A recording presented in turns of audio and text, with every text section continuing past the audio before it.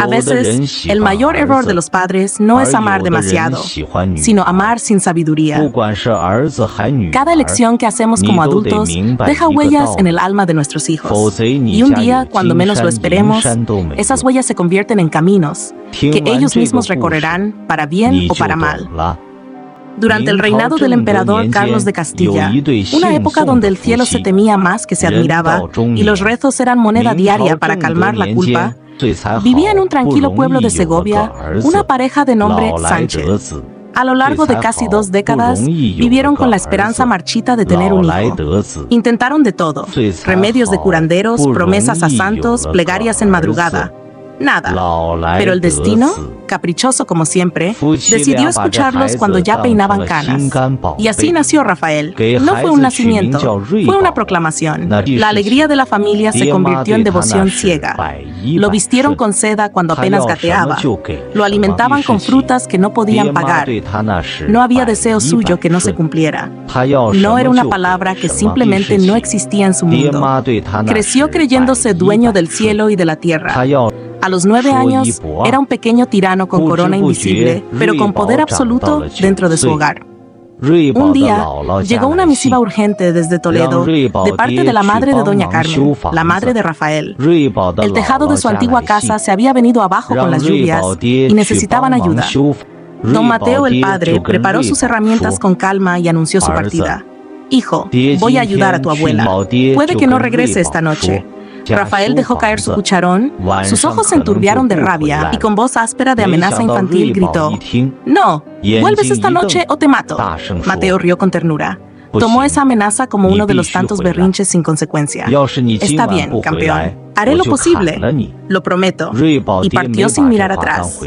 La tarde se consumió con juegos y carreras en el jardín. Pero al caer la noche, el aire se volvió espeso. El reloj marcó las 9. Luego las 10, y Rafael no soportó más la espera. Entró en la cocina, tomó un cuchillo de carnicero, uno grande afilado de hoja plateada, y comenzó a pasarlo contra una piedra de afilar con una calma inhumana. ¡Sas! ¡Sas! Hasta que la hoja quedó tan brillante que parecía devolverle la mirada.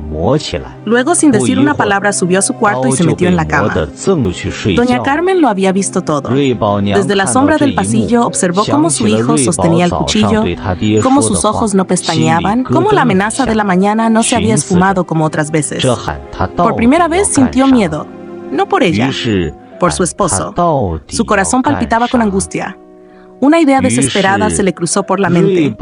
Fue al granero, sacó el espantapájaros del campo, le puso la camisa de Mateo, sus pantalones, incluso las botas viejas de cuero. Lo acomodó en la cama matrimonial bajo las mantas como si durmiera. Luego se retiró a la habitación de invitados sin hacer ruido. La noche cayó con un silencio que pesaba como plomo, pero su suegro fue tajante. Le sostuvo el brazo con firmeza y le habló con gravedad. ¿Volver ahora en plena noche? ¿Estás loco? El camino está oscuro, húmedo y peligroso. Quédate aquí, sal al amanecer. No es momento para testarudez. Don Mateo miró hacia la ventana. La luna, redonda como un ojo silencioso, colgaba sobre las colinas de Toledo. El miedo por lo que pudiera estar ocurriendo en casa lo desgarraba por dentro, pero algo en la voz de suegro lo hizo dudar. Finalmente, bajó la cabeza y aceptó quedarse. Apenas amaneció, antes de que cantaran los gallos, montó su caballo y partió a galope tendido. El sudor le cubría la frente aunque el aire aún era frío. Su corazón golpeaba con fuerza cada vez que pensaba en las palabras de su hijo. Al llegar, abrió la puerta con violencia. «Rafael, papá ya volvió». Silencio. Solo silencio. Un silencio denso que se estrelló contra sus oídos como un trueno sordo. Entonces, Doña Carmen apareció en la escalera. Tenía el rostro desencajado, la mirada opaca. No pronunció una palabra, solo le tendió la mano. Lo condujo hasta el dormitorio principal. La cama, desordenada. Las mantas, arrancadas. El espantapájaros, decapitado. Y en el suelo, aún brillando con el rocío de la mañana, el cuchillo. Doña Carmen, con la voz rota, le explicó. El cuchillo afilado, la amenaza del niño, el espantapájaros vestido con su ropa y su propio miedo. Él no reaccionó al principio, solo miraba el hueco vacío en el colchón. Después se miraron. Ambos sabían lo que aquello significaba. Su hijo había levantado la mano, creyendo matar a su padre. Cuando desperté esta mañana, añadió Carmen, con los ojos inundados, Rafael ya no estaba. No lloraron, no gritaron, solo salieron a buscarlo. 3 días y 3 noches caminaron por los caminos de Castilla. Recorrieron campos de trigo, cruzaron ríos helados, preguntaron en las aldeas. Nadie lo había visto. Ningún niño con rostro decidido y mirada obstinada. Mientras tanto, Rafael ya no era un niño. En la madrugada, cuando la casa dormía y el mundo parecía contener el aliento, había tomado el cuchillo y, creyendo que su padre roncaba bajo las mantas, lo había hundido sin titubeos en el cuello de aquel cuerpo cubierto. Cuando la cabeza del espantapájaros rodó al suelo, un silencio de muerte le atravesó los sentidos. Tiró el cuchillo y salió corriendo. No miró atrás. Caminó hacia el oeste sin rumbo claro. Pedía pan en las plazas, agua en las fuentes y dormía bajo árboles o en establos abandonados. Tenía hambre, pero no lloraba. Tenía miedo, pero no se detenía. Al cabo de muchos días, llegó a las afueras de Toledo. Frente a una casa solariega con muros altos y rejas de hierro forjado, se detuvo. Tenía los labios partidos y las rodillas raspadas, pero su mirada seguía erguida. En el jardín, bajo la sombra de un limonero, un hombre mayor tomaba el sol. Era don Alonso, un terrateniente viudo de herederos, con más propiedades que paz en el alma. Al ver al muchacho polvoriento pero altivo, se sintió intrigado. Mandó a uno de sus criados por un plato de lentejas y pan. Rafael devoró la comida sin respirar. Don Alonso se sentó junto a él. ¿De dónde vienes, muchacho? ¿Y tu familia? El niño bajó la mirada y con un hilo de voz tembloroso mintió. Vengo de San Pedro del Este. Mis padres murieron en la peste. No tengo a nadie. Don Alonso no respondió de inmediato. Se quedó mirando el horizonte. Pensó en su hacienda, en sus tierras, en su nombre que no tendría continuidad, y en ese niño que parecía atraído por el viento como un mensaje de los cielos. Entonces, con voz grave le dijo: yo no tengo hijos, y tú no tienes padres. Si quieres, puedes quedarte conmigo. Serás mi hijo, mi heredero. Tendrás techo, comida y un nombre. Rafael no lo dudó. Se arrodilló, con los ojos inundados. ¡Padre! Don Alonso lo abrazó. Sintió por primera vez en años una ternura que le quebró la voz. Lo llevó al interior de la casa. Doña Elena, su esposa, salió al encuentro. Miró al chico y sonrió. Desde el primer día, Rafael encontró en aquella casa de Toledo no solo refugio, sino también una oportunidad para renacer. Bajo el amparo de don Alonso y doña Elena, creció como quien deja atrás una sombra. El silencio sobre su pasado se convirtió en una norma tácita. Nadie preguntaba, y él jamás contaba. Don Alonso, decidido a pulir aquel diamante en bruto, contrató a un maestro particular con renombre. Rafael absorbía el conocimiento con una rapidez asombrosa. Leía con voracidad, escribía con elegancia y hablaba con elocuencia. No solo memorizaba, entendía. No solo entendía, razonaba. El viejo matrimonio lo miraba con un orgullo que les devolvía juventud. Los años volaron como hojas al viento. Cuando Rafael cumplió 18 años, se había transformado en un joven de porte sereno y sabiduría precoz. Vestía con sobriedad, hablaba con respeto y su mirada, aunque firme, conservaba una brasa interior difícil de apagar. Ese mismo año se anunció en Madrid el Gran Examen Imperial, una prueba que solo los más preparados y virtuosos podían aspirar a superar. Don Alonso, con la emoción contenida de un padre que entrega a su hijo al destino, lo miró con firmeza. «Es hora, hijo mío. Madrid te espera. Deja que el mundo vea lo que yo he visto en ti durante todos estos años». Rafael viajó con discreción. No buscaba fama, solo demostrar que su existencia no había sido un error. Frente a los examinadores respondió con claridad, lógica y profundidad. Los jueces quedaron estupefactos. No solo aprobó, se alzó como el mejor entre cientos. Su nombre fue proclamado entre los primeros. Pronto, los pasillos de la corte empezaron a hablar de él. Fue nombrado funcionario y no tardó en ser ascendido. La provincia de Toledo, irónicamente, fue puesta bajo su gobierno. Allí donde alguna vez mendigó pan, ahora firmaba decretos. Don Alonso, ya anciano, lo contemplaba desde la distancia con lágrimas calladas. Doña Elena, con manos temblorosas, tocaba su mejilla cada vez que él la abrazaba, como si aún no creyera que aquel niño perdido fuese ahora un hombre admirado. Mientras tanto, en un rincón olvidado de Castilla, don Mateo y doña Carmen vivían prisioneros del tiempo. Desde la noche en que Rafael desapareció, su hogar había quedado hueco. Nadie hablaba su nombre, pero ambos lo soñaban. Los días eran lentos, las noches largas. A menudo se despertaban sobresaltados, creyendo haber oído su voz. Pero siempre era el viento, o una ilusión. Un día, mientras compartían un pan duro y una sopa tibia, doña Carmen dijo en voz baja: «Si seguimos así, moriremos sin saber qué fue de él». Don Mateo asintió sin mirar. «Tenemos que salir, buscar. Aunque no lo encontremos, no podemos quedarnos aquí esperando a la muerte». Vendieron lo poco que tenían, se calzaron sandalias gastadas y partieron. No con esperanza, con fe. Durante 4 años caminaron por los caminos de León, Zamora, Salamanca. Dormían en establos, comían lo que la caridad les ofrecía. Preguntaban en mercados, en iglesias, en plazas. ¿Han visto a un niño llamado Rafael? Tenía 9 años cuando desapareció. Muchos los miraban con pena, otros con indiferencia. Hasta que un día en una fonda de Toledo, un hombre mayor les dijo: «Rafael, ese es el nombre de nuestro gobernador, un joven brillante, muy justo. Dicen que vino de lejos y que no tiene familia». La frase cayó como un relámpago. Don Mateo apretó el bastón con fuerza. Doña Carmen sintió un vértigo en el pecho. Se dirigieron a la residencia oficial. Pidieron audiencia. Dijeron ser paisanos, que buscaban a su hijo desaparecido, que necesitaban ayuda. Cuando el mensaje llegó a las manos del gobernador, algo en su interior se rompió. El nombre, la región, la coincidencia. Sintió un temblor que no recordaba desde su infancia. Ordenó que los hicieran pasar de inmediato. Y cuando cruzaron la puerta, no necesitó confirmaciones. Eran ellos. El rostro de su madre, más arrugado.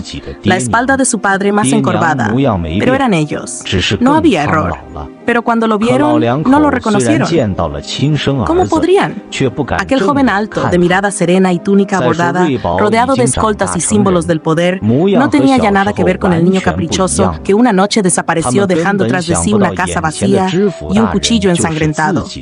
Temblando, se arrodillaron frente a él con respeto, como campesinos humildes ante un noble distante. Bajaron la cabeza sin atreverse a mirarlo directamente. Él los miró. Sintió cómo se le contraía el pecho. La sangre parecía estancarse. Su madre, su padre, estaban ahí, vivos, viejos, agotados, pero ahí. Los levantó con delicadeza.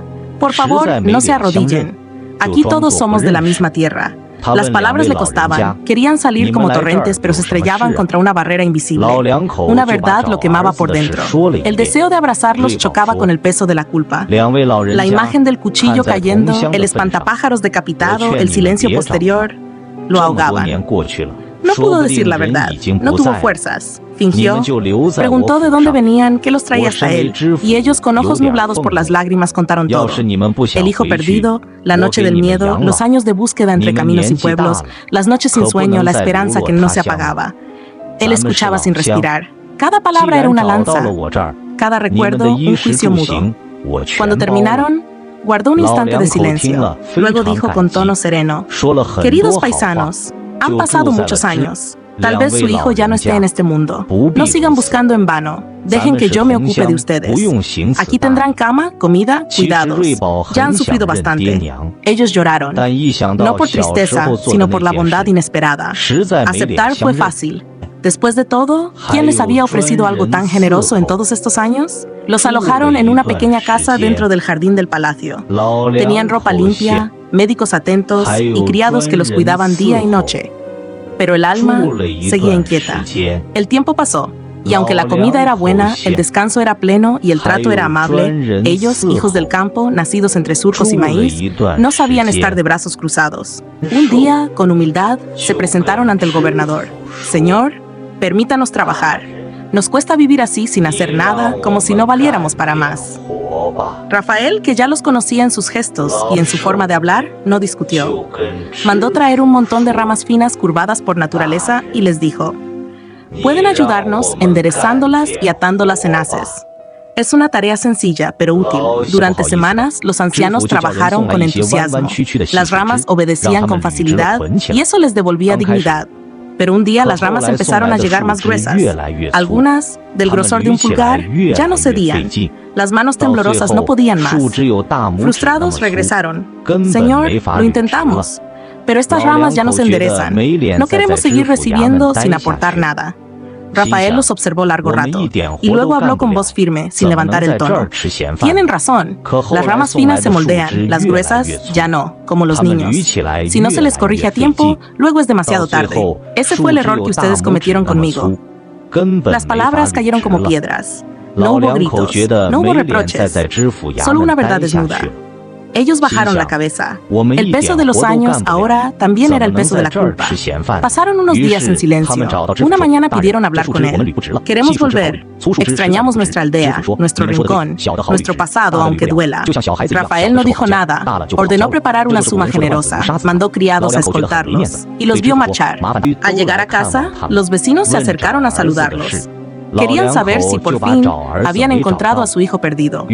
Don Mateo y doña Carmen, con la voz quebrada por el cansancio, contaron que no lo habían hallado, pero que un gobernador muy amable, también oriundo de su pueblo, los había acogido con afecto, les dio techo, comida y hasta dinero para envejecer con dignidad.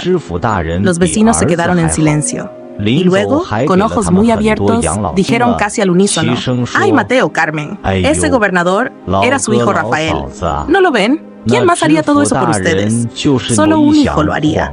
Los ancianos se miraron, se llevaron las manos al pecho y poco a poco comenzaron a reconstruir la escena.